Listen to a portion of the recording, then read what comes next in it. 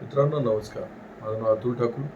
तुम्ही बघत आहात लाईफ कॅटलिस्ट हा आमचा चॅनल, ज्यामध्ये आम्ही आमचे एक्सपिरियन्स जे ट्रेनिंगच्या दरम्यान आम्हाला लघु आणि मध्यम उद्योजकांच्या ट्रेनिंगच्या आणि वर्कशॉपच्या दरम्यान आले आहेत ते आम्ही तुमच्याशी शेअर करत असतो. मित्रांनो, मार्केटिंग हा एक असा विषय आहे की ज्यामध्ये मला असं वाटतं की मी जेवढ्या उद्योजकांच्या आणि जेवढ्या लघु मध्यम उद्योजकांच्या व्यापाऱ्यांच्या ट्रेनिंग्स घेतल्या, त्यामध्ये मला लक्षात आलं की यामध्ये गैरसमज खूप आहे किंवा लोकांना हा एक संभ्रम आहे की याच्यासाठी बजेट किती ठेवायचं. सेल्स हा पार्ट वेगळा आहे हे लक्षात येत नाही. बऱ्याचशा जणांचं मार्केटिंग आणि सेल्स हे एकत्रच असतं. ते सेल्स अँड मार्केटिंग म्हणत राहतात. इनफॅक्ट मार्केटिंग हा खूप वेगळा आणि विस्तृत विषय आहे. खरं म्हणजे मार्केटिंग हा आणि मार्केटिंगचे डायनामिक्स पण खूप वेगळे आहेत. त्यासाठी हा व्हिडिओ सुद्धा कमी पडणार आहे. मला तुम्हाला जस्ट याला एक ब्रशअप म्हणूया, त्या प्रकारे यातून घेऊन जायचं आहे. मुळामध्ये तुम्ही एक विचार करा की ॲपलचं काही हजार कोटींचं बजेट आहे फक्त मार्केटिंगचं. युनिलिव्हरचं पण तसंच आहे. का बरं या कंपन्या, मी एक्झाम्पल सांगितलं, बाकीच्या कंपन्यांचे उदाहरणं आपण घेतले तर तुम्हाला लक्षात येईल की प्रत्येक कंपनीचं बजेट जेवढ्या आज ह्यूज टर्नओव्हर करत आहेत त्यांचं कंपन्यांचं बजेट खूप जास्त आहे मार्केटिंगचं. किंवा अगदी तुम्हाला काही साधी उदाहरणं देतो. तुम्ही संतूर हा साबण वापरलाय की नाही मला माहीत नाही, पण संतूर साबणाचं सतत जाहिरात तुम्हाला बघायला मिळत असेल. का बरं ती सतत ॲडव्हर्टाईज करायला लागते त्यांना? संतूर हे एवढं फेमस, ते मम्मी हे जरी ऐकलं तर आपल्याला संतूरची आठवण येते. किंवा अटरली बटरली म्हणलं की आपण आपोआप डिलिशियस म्हणतो आणि अमूल बटरचं नाव लक्षात येतं.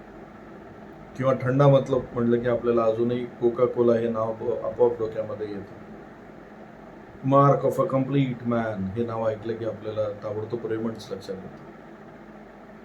अशा असंख्य ॲडव्हर्टाईज आपल्या लक्षात आहेत. यांचं मार्केटिंग भरपूर केलं जात आहे, यांचं ॲडव्हर्टाईजमेंट भरपूर केलं जातात, भरपूर बजेट त्यामध्ये टाकले जातात. मार्केटिंगचे बाकीच्या पार्टवर पण, म्हणजे मार्केट रिसर्च केला जातो, बाकीचे कॉम्पिटिटर ॲनालिसिस केलं जातं. या सगळ्या गोष्टी का बरं करत असाव्यात या कंपन्या? Already they have reach to certain level. का बरं करत असतील? म्हणजे मला आठवतंय, मी मागे माझ्याकडे बास्किन रॉबिन्स आईस्क्रीम पार्लर होतं माझं. त्यावेळेस आमच्याकडे ते कोका कोलाचं फ्रीज होतं, व्हिजी कूलर.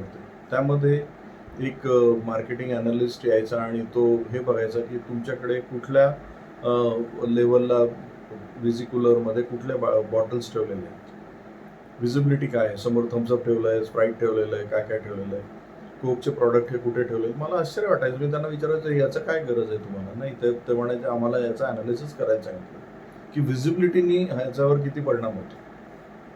मित्रांनो, एवढं सगळं का करत असावेत हे सगळं? या लेवलला या सगळ्या कंपन्या का जातात?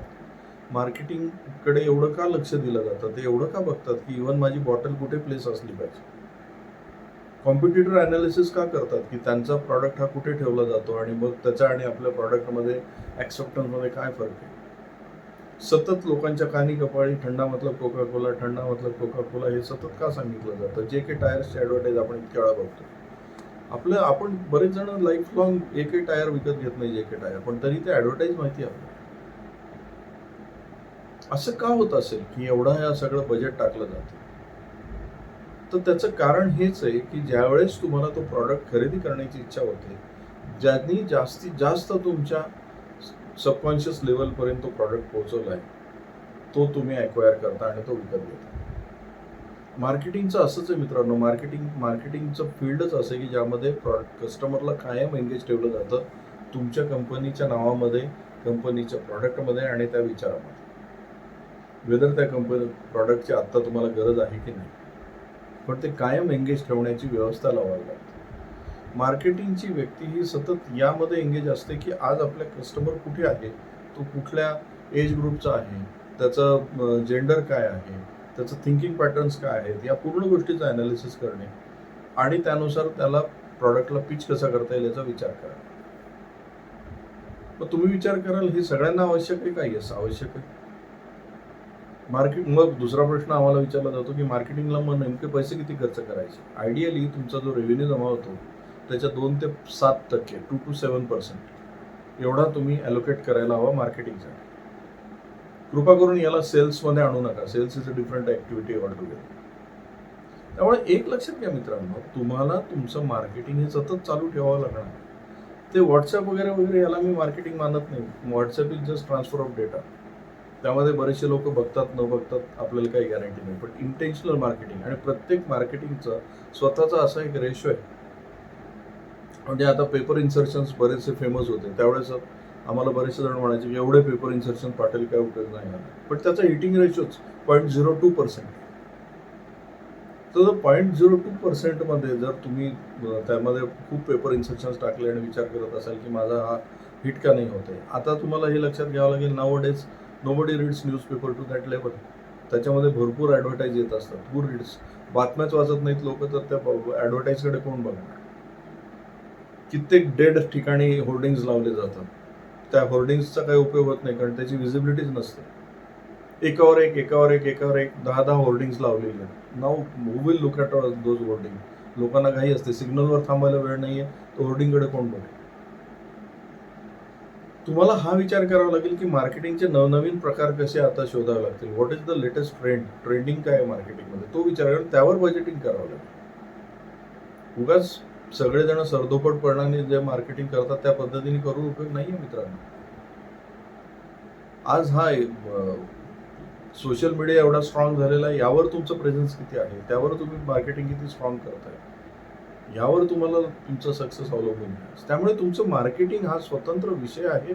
त्यात थोडंसं लक्ष घाला मित्रांनो. आपला लघु आणि मध्यम उद्योजक किंवा व्यापारी मार्केटिंगकडे फार उदासीन असतो. तो विचार करतो माझा चांगला प्रॉडक्ट असेल तर सगळं आपोआप होऊन जाईल. सोन्याची दुकानं पण बंद पडलेली आहेत मित्रांनो. मर्सिडीजला पण मार्केटिंग करावं लागतं, रोल्स रॉयसला पण करावं लागतं. त्यामुळे एक लक्षात घ्या, मार्केटिंगचं एक बजेट आखून घ्या. मार्केटिंगचं बेस्ट तुमच्या प्रॉडक्टला सूट होणारं फील्ड कुठलं आहे ते शोधून काढा आणि तिथे मार्केटिंग करायला लागेल. तर तुमचं मार्केटिंगमध्ये पैसा वसूल मार्केटिंग व्हायला लागेल. मित्रांनो, हा व्हिडिओ आता इथेच थांबूया. मी असंख्य अशा टिप्स तुम्हाला पुढच्या व्हिडिओजमधून देणार आहे. हा व्हिडिओ आवडला तर याला जरूर लाईक करा, शेअर करा आणि या चॅनलला सबस्क्राईब करायला विसरू नका. नमस्कार.